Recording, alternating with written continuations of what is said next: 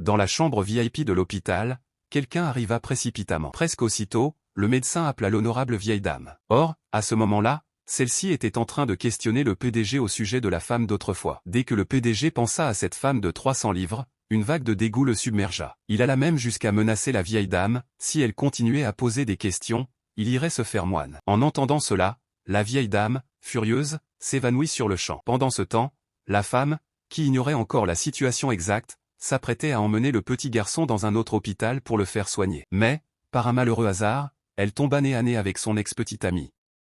Au même moment, la vieille dame fut elle aussi conduite à l'hôpital, et elle vit justement son petit-fils aîné renversé au sol. C'est alors que la femme se rendit compte que la personne qu'elle venait de heurter n'était autre que son ex-petite amie. À l'époque où elle pesait encore 300 livres, celui-ci l'avait délibérément piégée en lui parlant de mariage, ce n'est qu'après qu'elle eut accepté qu'elle découvrit qu'il ne s'agissait que d'un pari, monté uniquement pour la tourner en ridicule devant tout le monde. Sous le coup de la colère, la femme avait alors bu une bouteille entière d'alcool. Poussée par l'ivresse, elle était entrée par erreur dans la chambre du PDG.